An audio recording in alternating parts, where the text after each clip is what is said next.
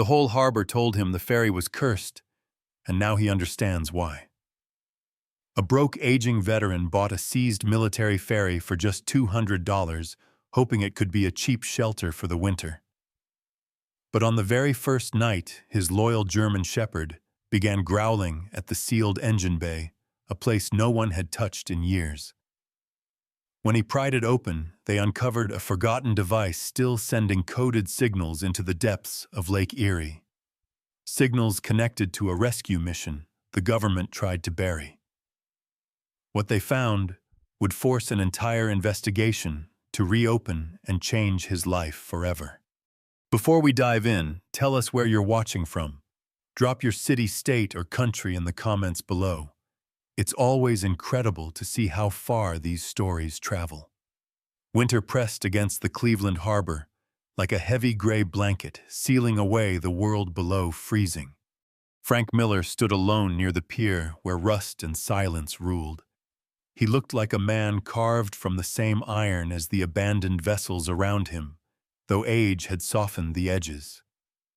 He was 70 years old, broad-shouldered, despite the years, with a thick gray beard that grew uneven like it had never known the patience for neatness. His weathered face bore creases carved by sleepless nights and battlefield memories. He wore a thick buffalo-plaid flannel jacket, heavy red and black squares like embers trapped in winter, and faded jeans that had seen more highways than hope. His boots, scuffed and cracked, still stepped firm on frozen ground, as if daring the earth to give way beneath him.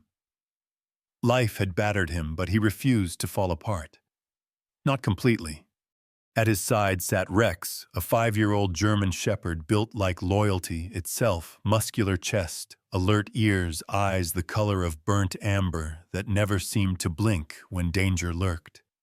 His fur was a deep saddle black over tan, thick enough to shrug off the sharp December winds. Rex had once been trained for military tasks, search, protection, survival, but he had been retired early after an injury left a faint scar across his left hind leg. Though the scar slowed him in long sprints, it did nothing to dull his instincts. He was Frank's shadow, his last remaining brother in arms, his heartbeat outside his chest. The auctioneer's voice cracked through the biting air, offering up scraps of the past for pennies. Lot 47, one decommissioned Coast Guard military ferry, not seaworthy, not safe, sold as is. People snickered, their breath turning to pale ghosts floating in front of them. A rusted vessel with peeling paint and rumors of disaster clung to its hull like barnacles. The locals called it the Ghost Ferry, not because they believed in spirits, but because believing was easier than facing the truth about what humans bury. But Frank did not care about ghosts or gossip. He cared about shelter, a place to survive the winter without freezing on the streets like discarded equipment. His veteran benefits barely covered food. A roof was a luxury he could no longer afford. He raised his hand. The others stared, some with pity, others with mockery, as if watching a man voluntarily chain himself to a tomb. The bidding ended before it ever truly began. Sold for $200. $200 for a floating carcass of metal. $200 for a place the world had abandoned. $200 for a new beginning, or perhaps the end. As the auction crowd dispersed like crows losing interest in a corpse, one woman paused long enough to give Frank a look that said, "You don't know what you're taking." She had the stiff posture of someone accustomed to authority, but she wore civilian clothes and kept her distance. She left before he could ask her name. Her identity would matter later, but for now she remained only a silhouette in the cold. Frank placed a hand on the ship's rail. The chill of the steel shot through his glove. He almost withdrew his touch, but something in him held firm. This ferry felt wrong, but so did life. "Well, Rex," he murmured, voice coarse, "home's a home." Rex sniffed the air, ears pinned slightly backward, tail stiff, not wagging. The dog did not trust this ship. Frank noticed. He always noticed. He knelt and rubbed Rex's back. "It's just metal and wind," he whispered. "No different than the places we've slept before." That was a lie. He knew it. Rex knew it. They boarded. The ferry's gangway creaked under their weight like old bones complaining. The deck was coated in dirt and frost, the scattered remains of tools like forgotten memories. Frank's boots echoed in the hollow quiet, while Rex moved silently, every sense on high alert. Inside the cabin, darkness swallowed everything except the thin beam of Frank's flashlight. Seats torn open like wounded soldiers, windows fogged and cracked. The smell of salt and diesel lingered though the vessel hadn't touched true waters in years. Frank found a small corner near the wheelhouse where he could sleep. He had slept in foxholes in broken buildings under skies that rained fire. A blanket of cold steel was no stranger to him. But he hesitated before settling. For years he had tried not to think about the war. Not the thunder of helicopters. Not the faces he couldn't save. Not the screams that still woke him up sweating, reaching for a rifle that was no longer there. The nights were the worst. Silence always had a way of turning into the voices of the dead. Tonight will be no different, he told himself. Just colder. He rested against the wall, Rex curled at his feet. Exhaustion seeped into his bones. For the first time in days, his eyes began to close without a fight. Then, a long, low blast shattered the night. The ferry's horn, loud enough to rattle metal, loud enough to shake the ice clinging to the dock. Frank jolted up, heart pounding as if gunfire had just erupted. Rex sprang to his feet. Hackles spiked a growl, rumbling deep in his chest like an engine ready to strike. "No," Frank gasped. "No, that's not possible. The batteries, the engines, they're dead." He stumbled through the narrow hallway, gripping rusted rails. He reached the helm, breath misting in frantic bursts. The control panel flickered weakly, a sickly pulse of green and red lights like a heart refusing to die. He inspected the power systems. The main battery was disconnected. The engine wiring had been pulled apart long ago, pieces dangling like snapped nerves. But the backup power source was still in place. Someone had ignored protocol. Someone had left the emergency systems charged. That wasn't an accident. Frank's throat thickened. His fingers hovered over the controls, not daring to touch. His flashlight beam caught something scratched into the metal beside the console. Words hardly visible beneath grime. "We didn't choose to stop." His heart beat harder, every thump a painful memory of moments when missions turned into mistakes. He felt Rex press against his leg, steady grounding. Frank swallowed. "No ghosts," he whispered, though the air seemed to freeze around his tongue. Just old equipment acting up. But his mind fought the logic. Why would a dead ferry cry out? Who left the systems ready? What purpose did this place once serve before being buried by paperwork and fear? Frank forced himself to breathe slowly. His therapist used to call it controlled grounding, as if breathing could stop a man from drowning in questions. Rex licked his hand, a reminder. "You're not alone." Frank shut off the alarm and silence reclaimed the hull, but it was a silence different from before. Not empty, not harmless. Something inside the ferry was waiting. He looked out the cracked window. Snow fell harder, blurring the harbor lights into smudges of gold. The lake beyond was a void of black water and forgotten secrets. In that moment, Frank realized he might have bought more than a roof. He might have bought a mystery. He didn't know yet whether that mystery would save him or destroy him. All he knew was this. The ferry had been asleep, and now it was awake. Snow rattled against the steel hull like skeletal fingers trying to claw their way inside, but Frank Miller was too lost in thought to notice the cold creeping through cracks of metal. He had silenced the ferry's horn, yet his heart still beat in jagged bursts, as if waiting for something unseen to announce itself again. Rex stayed pressed against his leg, eyes fixed on the darkness, as though shadows themselves might grow teeth. Frank had slept beside gunfire before. He had slept through sandstorms and sirens and the rattling blades of medevac choppers slicing a war-torn sky. But this silence, the silence inside a vessel that had screamed for help, felt different. It felt aware. It felt like it was waiting for him to make the next move. The morning came unnoticed. Gray light seeped in through cracked windows, turning every corner into a dull ghost of what once lived there. Frank forced himself up, joints aching beneath decades of battles fought both abroad and within his own skull. He tugged down his buffalo plaid jacket and ruffled Rex's ears. "Let's take a look, boy," he muttered, voice still husky with unease.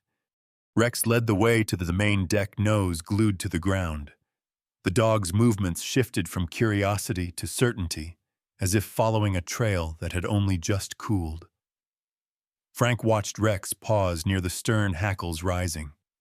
The dog pawed at the floor where a set of footprints clear as ink marched across the frost-covered steel. Not smudged, not melted by time. Fresh. Frank crouched, squinting. The prints were larger than his own boot-size, edges crisp. Someone strong.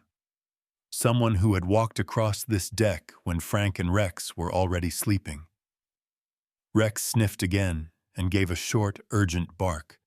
Beside the footprints lay a torn packet, current military-issue rations, only lightly frayed at the edges. Not something a forgotten relic would carry. And near a railing, he spotted what looked like the remains of a mounted security camera, its casing intact but the memory card plucked cleanly out. No panic in that removal. That was professional work. Someone had been here and they had come with a purpose. Frank's stomach twisted. Veterans were taught caution as deeply as they were taught loyalty.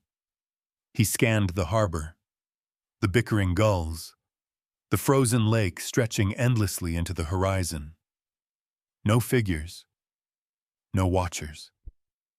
But the feeling of eyes remained, like someone had slipped into the lake fog and simply chose not to emerge. He moved inside, tugging Rex with him. They descended into the ferry's belly, the engine bay, where the smell of rust and secrets mingled. The flashlight beam bounced across pipes and steel frames, landing finally on a metal locker, half hidden behind a sheet of discarded tarp.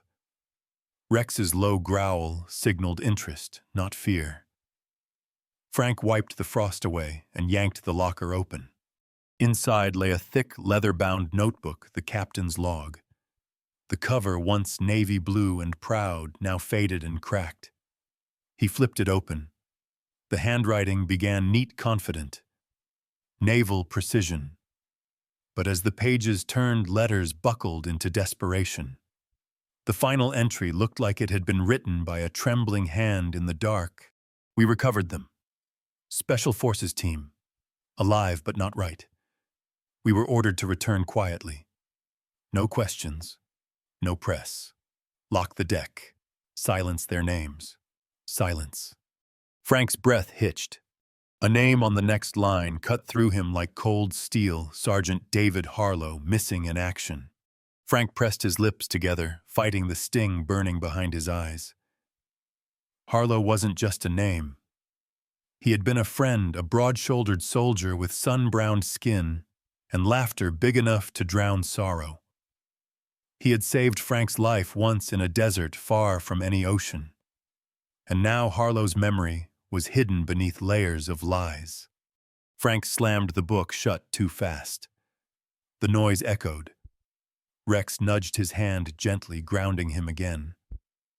The old veteran exhaled a breath he didn't know he'd been holding. "They didn't die in combat," he whispered. "They were buried twice. First by the water, then by the people who should have honored them." He moved deeper into the lower decks, Rex close behind. They passed rows of old bunks, blankets stiff with dust.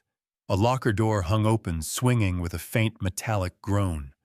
Frank's flashlight skimmed over something odd, a toolkit left out recently, not rusted shut like the rest. Beside it, more footprints leading into a maintenance tunnel. Someone had searched this place not long ago. Frank's pulse spiked, and his mind snapped back into mission mode training he thought buried, returning like muscle memory. He steadied his breathing. Whoever was here wasn't rummaging, he murmured. They were retrieving. Rex sniffed the entrance to the tunnel and then looked up at Frank with a sharp bark, almost a command. The dog stepped forward, but Frank caught his collar. Not yet. Not until we know what we're walking into. He backed away, nerves humming. This ship was not a dead thing. It was more like a sealed vault someone was trying to reopen. And now he, a man who only wanted shelter, was knee-deep in its awakening. A sudden metallic clang from the upper deck snapped his head up. Something had fallen. Or someone had dropped something. Frank sprang into motion far faster than a 70-year-old man should be able to. Adrenaline rewound his age by decades. Rex followed with a snarl tearing from his throat. They crashed onto the deck, but it was empty, too empty. A single wrench rolled lazily across the floor, as if mocking them. No figure fleeing, no footsteps echoing. Just that lingering feeling someone had been here again and slipped away just as quickly. Frank placed a trembling hand on Rex's back. They were watching us, he muttered, testing how much we've found. The dog leaned against him, growl fading, but tension still stiff in his body. Frank stared out into the lake where fog swirled like a living thing, cloaking whatever truths lay beneath. When he returned to the wheelhouse, he pocketed the logbook. If the ferry's secrets were tied to missing soldiers, he wouldn't let them be swallowed again. He had already seen too many heroes erased because their suffering was inconvenient. He glanced once more at the cryptic scrawl near the controls we didn't choose to stop. A message left behind like a scream no one heard. Frank swallowed hard and whispered into the cold. I'm here now. I'm listening. Rex pressed against him, tail low, not in fear, but in readiness. The battle hadn't begun yet, but both man and dog felt it coming. Together, they stepped deeper into the ship that time forgot, because time wasn't the one who buried it. Someone else did, and they were still out there. The cold wind carried the metallic scent of water and secrets as Frank Miller returned to the lower decks, Rex beside him like a silent sentinel. The discovery from the day before lingered in his thoughts like a splinter he couldn't pull free. Fresh footprints, the camera with its memory, removed the logbook containing the names of men who were supposed to be lost forever. Every instinct inside him screamed that he had stepped into a place where truth was deliberately suffocated. Today he would learn just how deep the suffocation went. Frank switched on his flashlight again, but now the ship seemed even darker, even more unwilling to reveal what it hid. Rex's paws clicked against the floor, the sound echoing like a countdown. The dog sniffed at pipes and crates as if he knew the answers were close, painfully close. They descended a narrow metal staircase leading to the very bottom of the ferry, a chamber rarely meant to be accessed except by the crew. The air was colder down there, oppressive, like the lake was trying to reclaim the space. Frank's light revealed coils of electrical cables snaking across the floor, all converging toward a rusted metal grate. Something pulsed faintly beneath it, an intermittent red light like a heartbeat struggling to persist. Who wired this? Frank muttered under his breath. Rex scratched at the grate claws scraping sharp against steel. Frank knelt and pried it loose, his aging hands aching against the stiff bolts until one finally snapped free. The grate clanged as he lifted it, and beneath lay a sealed compartment reinforced with welded plates.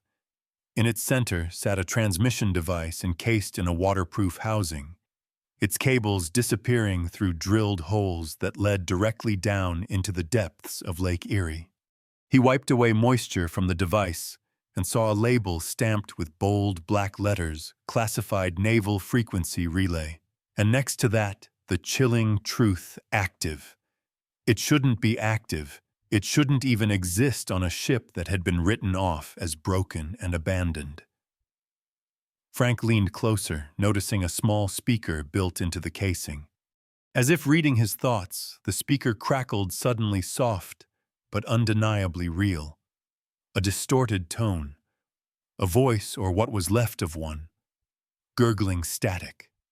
Fragmented syllables like words swallowed by deep water. Help, we are still. The message cut out, leaving behind nothing but a ringing silence. Frank's pulse thundered inside his skull. His mind raced back to the logbook. Men saved but silenced. A rescue that never got reported. Dear God, he whispered, they were communicating. They've been trying to communicate all these years. Before panic could steal clarity, Rex darted sideways and began pawing at a toolbox thrown carelessly into a corner, something shining faintly beneath. Frank pushed aside a coil of wires and reached down. A military dog tag, edges corroded but still readable, Corporal James Jimmy Torres. Frank closed his eyes. Jimmy Torres had been the youngest in that Special Forces team, barely 23, when they deployed. Dark brown skin, lean and quick, like a sprinter, a perpetual half-grin that could light up a desert night. Frank remembered teaching him how to tie a proper knot, listening to him laugh about returning home to propose to the girl, waiting in Ohio. Now that same name was dangling from Frank's trembling fingers, dredged up from the bottom of the lake, as though the lost soldier himself had sent it.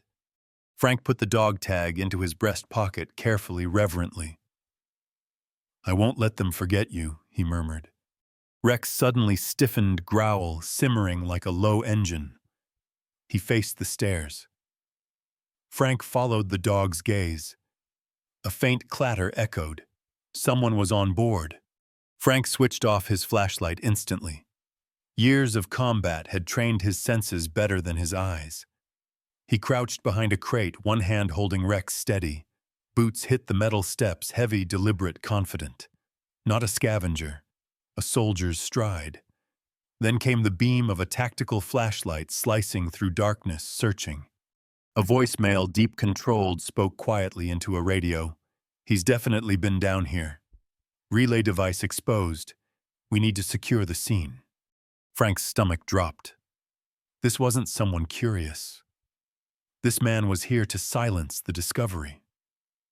The figure stepped into view wearing a thick black tactical coat, short-cropped brown hair under a navy beanie, clean-shaven face sharp like carved stone. He moved with the ease of someone who had spent years enforcing orders that others feared to speak aloud. Agent Pierce. Frank recognized the type before he even learned the name. A career man. Loyal to the job, not to the truth. Maybe he once believed in honor. But something in his rigid posture, too rigid, suggested that his soul had been sanded smooth into compliance long ago. Pierce swept his light across the room. It landed inches from Frank's hiding place. Rex's growl deepened, but Frank placed a calming hand on the dog's muscular shoulder. They had no advantage here. They needed time, and time lived only in silence. Pierce moved closer to the relay device. Still transmitting, he muttered, "Damn it. They'll trace it if we don't cut the feed soon." He reached toward the cables. Frank's heart slammed against his ribs. If they cut the feed, that voice in the dark, the last thread connecting those lost men to the world, would be gone forever, buried again. He made a decision without thinking. He slapped a loose wrench off a nearby shelf. It clattered behind Pierce, drawing his focus. Pierce spun, instantly reaching for a weapon at his side. Frank grabbed Rex's collar and whispered urgently. They bolted from hiding, racing up the stairs, before Pierce's light snapped back to them. Pierce shouted a crisp, furious sound, and footsteps thundered as he gave chase. Frank's knees screamed with every step, but survival doesn't negotiate with age. Rex leaped beside him, hair bristling, ready to defend if cornered. But Frank knew they couldn't fight, not yet. They reached the deck. Snow whipped sideways, wind roaring. Frank shoved Rex ahead and dove toward the shadows behind stacked life rafts. Pierce emerged seconds later, gun drawn but lowered. He wasn't allowed to fire unless cornered. Dead men caused investigations. Missing men could be forgotten. Pierce scanned the darkness, jaw clenched. "You don't know what you're involved in, old man," he said to the night. "Walk away. Forget this ship." Frank held his breath, gripping Rex tight. The tactician in him understood the threat was real, and that this was only round one. Pierce lingered just long enough to imprint fear.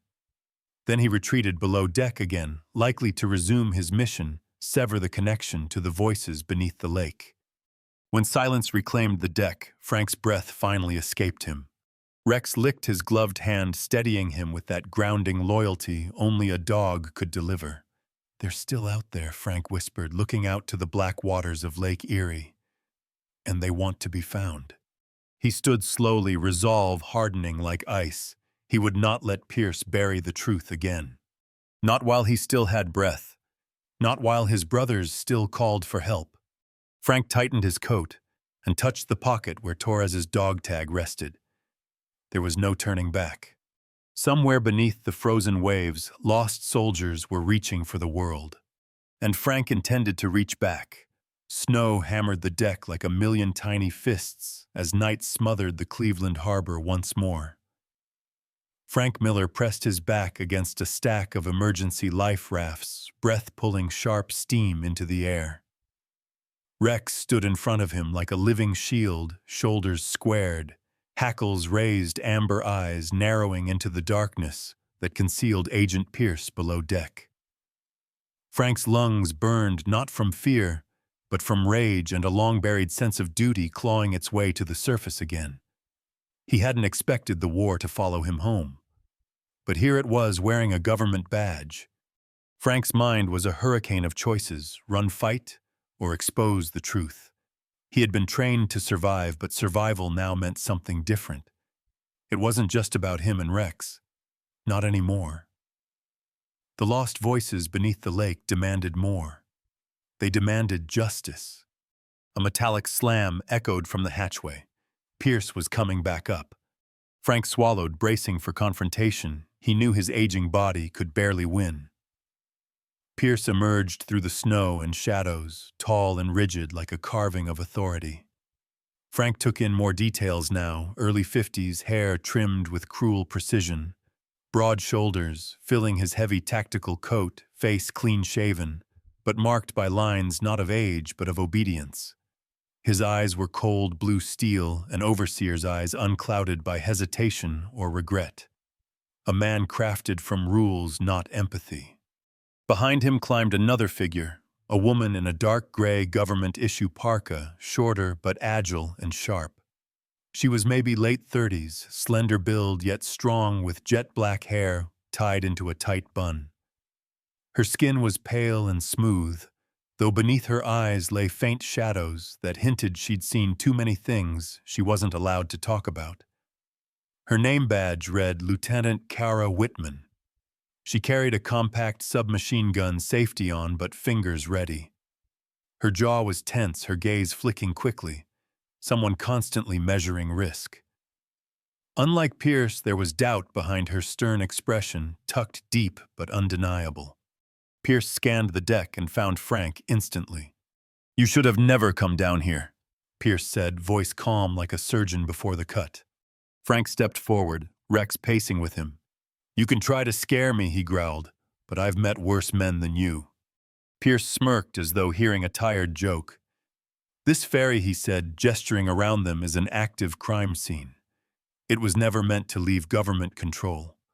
By purchasing it, you compromised national security." "I purchased rust lies and a cry for help," Frank snapped. "Whatever happened to those soldiers, you buried them." Pierce's expression didn't change, but a flicker in his eyes betrayed the hit.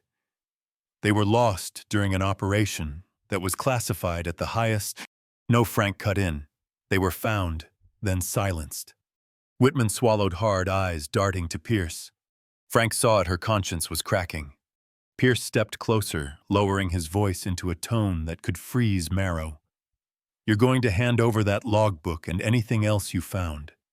You will leave this ship and forget it exists, or I will make sure you disappear as efficiently as they did." Rex barked, teeth bared. Pierce didn't flinch, put the dog down too. Something inside Frank snapped like a rusted chain. He surged forward first, because hesitation here meant death. His shoulder slammed into Pierce. They crashed onto the deck, fists swinging, boots scraping against ice. Pierce was strong and trained his punches surgical, aimed to incapacitate rather than maim. Frank fought with raw instinct and moments of sheer fury. Rex lunged toward Pierce's arm, yanking his aim off balance when the man tried to draw his gun. Whitman aimed her weapon, but she couldn't fire, not with Pierce in the way, and the potential of an official inquiry if bullets spilled onto a veteran. Frank tasted blood, metallic and hot. Pierce pinned his arm painfully and spat words inches from his face. "You think you're the hero? You're just the last loose end to cut." Frank fought to reach the control panel, where the emergency transceiver and classified relay system still sat humming in defiance. If he could get just one signal out, one irrefutable record, then nothing they did could erase what the ship tried to tell the world. He stretched his fingers, barely brushing the button. Pierce slammed his elbow across Frank's ribs. A crack shot pain through Frank's chest. "Stop fighting!" Rex leapt, jaws clamping onto Pierce's forearm. Pierce roared, losing control for the first time, rage coursing through his composure. Frank reached again and slammed the button. The machine exploded with light and sound, a piercing digital howl pulsing up through the antenna. A signal burst shot skyward, punching through the storm clouds like a flare fired into heaven. It wasn't subtle. It wasn't hidden. It was loud enough to wake every monitoring satellite in orbit. On the deck, alarms red as blood strobed across metal walls. Pierce's eyes widened, fear finally finding a home in him. "You idiot," he rasped. "You can't undo that. They'll reopen everything. You think they'll reward you, they'll shred you." Frank winced through pain, forcing a bitter grin. As long as they can't shred the truth. Whitman lowered her gun slowly. Something in her face changed. A realization. A crack widening into light. "Pierce," she whispered. "Maybe they deserve." Pierce shot her a murderous glare. "Lieutenant, not another word." But Whitman didn't raise the gun again. Frank pushed himself upright, breath ragged. "You said this was a crime scene. Then let's get justice." Pierce wiped blood from his lip, recovering his composure as the ferry's alarms screamed around them. "Justice," he hissed. "These men died for a mission that must stay buried. Do you know what happens when ghosts crawl out of their graves? Nations fall apart." Frank steadied himself, Rex beside him like unbreakable armor. Then let them fall for once and let the soldiers stand. Snow swirled violently, wind shrieking, as if the lake itself applauded Frank's defiance. Pierce took a step back, considering his next move. He wasn't running, he was recalculating. A predator postponed, not defeated. "We're not finished," he promised. No, Frank knew they weren't. Not while lost voices were rising from waterlogged coffins demanding to be heard. Rex nudged Frank's hand, and for a fleeting second, the old soldier felt something he thought he'd permanently lost. The winter sun rose pale and uncertain over Lake Erie, as if even the light itself hesitated to disturb the solemn work underway. A line of naval vessels cut through the steel-gray water, flanked by Coast Guard support boats, whose engines hummed with purpose rather than routine. On the pier, a command tent had been erected overnight beside banks of floodlights, and camera crews, the calm choreography of an operation that was no longer secret. Frank Miller stood just beyond the security barrier, one hand resting gently on Rex's neck. His buffalo-plaid flannel jacket fluttered in the bitter wind as he watched divers surface one by one. Each diver pulled a black-sealed body container to the recovery deck, where sailors waited in pressed uniforms. Even through the layers of cold, Frank could feel a tremor deep in his bones. Not fear, but a strange, unsteady peace. For the first time since the war, his guilt didn't anchor him down. The truth, though heavy, was lifting him. Commander Nathaniel Brooks approached from the pier entrance, a tall man in his early 40s, with the kind of posture that suggested both strict discipline and quiet empathy. His dark blonde hair was clipped close, his jawline square marked by a faint scar that cut through the stubble, a battlefield reminder he wore without apology. His uniform bore the ribbons of a long service record, but his eyes, clear and green, held respect rather than superiority. When he reached Frank, he extended a gloved hand. "Mr. Miller," Brooks said, voice steady, but softer than Frank expected. "I'm Commander Brooks, U.S. Navy. I want to personally thank you. Without your actions, these men might have remained hidden forever." Frank hesitated. He wasn't used to thanks. Praise felt like borrowed clothing, never quite fitting right. Still, he shook Brooks's hand, noticing the honest strength in the grip. Rex sniffed the man-tail, giving a small, careful wag. Even the dog sensed integrity here. Brooks looked toward the divers. "We have confirmed identities for all 5 recovered: Sergeant David Harlow, Corporal James Torres, and the rest of their team." His voice dimmed with each name spoken. They never had a chance. Equipment failure, then improper retrieval orders, and after that. He drew a breath that frosted instantly in the air. People made decisions they shouldn't have. Frank stared silently toward where the lake met the horizon, feeling the wind sting his eyes. "They were good men," he finally said, voice gravel rough. "They deserved better." "They're going to get it now," Brooks promised. "Full military honors, public acknowledgement. Their families will know the truth." Nearby, Lieutenant Kara Whitman stood behind a temporary fence, guarded but no longer by choice. Her wrists were cuffed, yet she held her head high. Without the tactical coldness she wore earlier, the vulnerability beneath made her appear almost fragile. Her olive-toned skin reddened from the cold, short hair coming loose around her face. She looked more like a citizen than a soldier, now one stripped of a chain of command that had forced her to bury her conscience. When she saw Frank looking, she mouthed a quiet, apologetic "thank you." Pierce was nowhere to be seen. Word had arrived that he'd been taken into custody pending a formal inquiry. Men who believed they could silence history always underestimated how loud truth could roar when finally unleashed. The first flag-draped coffin was carried off a ship by 6 sailors in immaculate dress uniforms. The flag's red stripes glowed valiantly under the harsh worklights, and the blue field shimmered with embroidered stars that seemed far brighter than the sick winter sun. An officer saluted sharply. A chaplain murmured words carried off by the wind. Families stood together, weeping silently, pride and heartbreak braided so tightly they were inseparable. Frank recognized the woman who stepped forward to place her hand on the first coffin, Maria Torres. She was small-framed, with dark auburn hair tied in a messy bun, and wore a thick navy coat. Her cheeks were streaked with tears, but she stood tall even as her fingers trembled.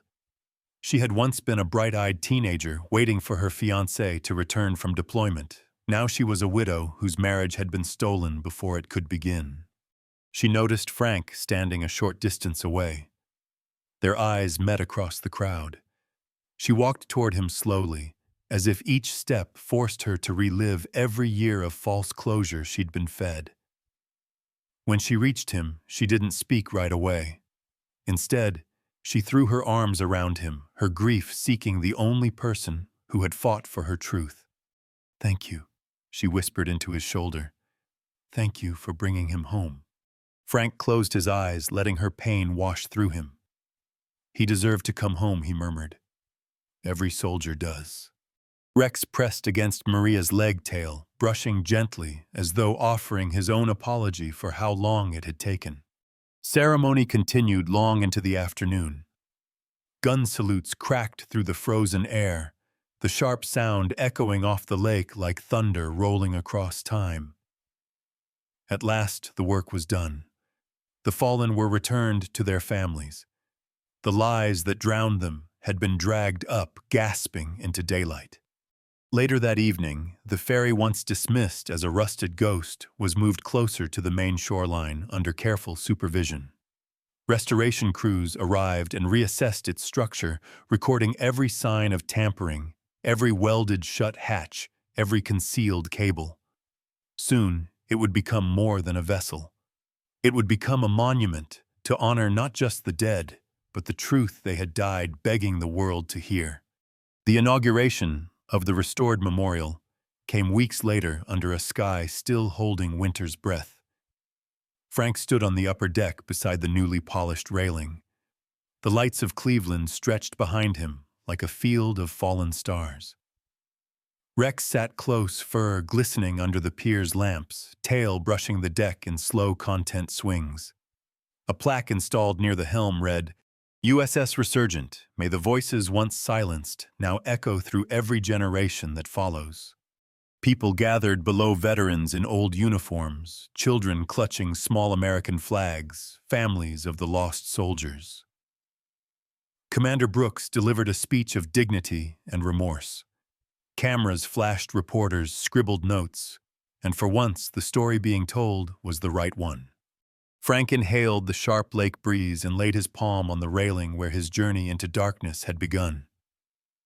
Here now it felt warm, alive. Rex leaned his head against Frank's leg, looking up with clear-eyed pride. It wasn't pride of victory, it was pride of loyalty fulfilled. A final gust rushed across the water, and the waves lapped against the hull, soft but insistent, like hands reaching up, not to drag down, but to say goodbye. Frank heard it in his heart, if not his ears. Thank you for bringing us home. For the first time in far too long, Frank did not feel haunted by the past. Instead, he felt guided forward by the promise of tomorrow. He rested one weathered hand on Rex's head and whispered, "We did it, boy."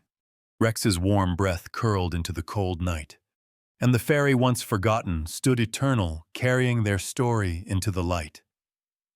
When you look at this story, it's hard not to see the trace of something greater at work.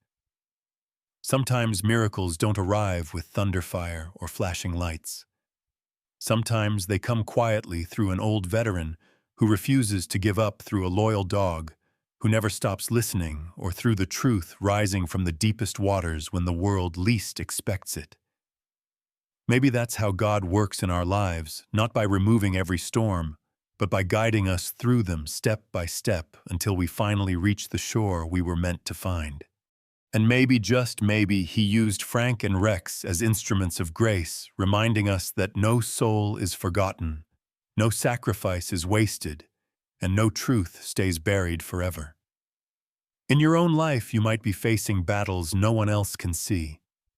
You might be standing in the cold, waiting for a sign that things will get better. But hold on to hope.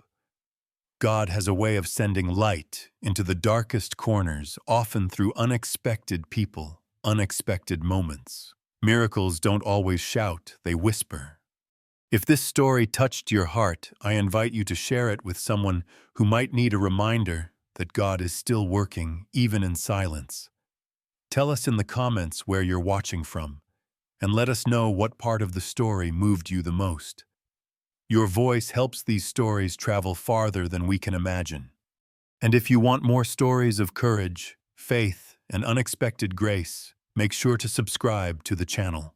May God bless you, protect your family, and guide you through every storm you face. Amen.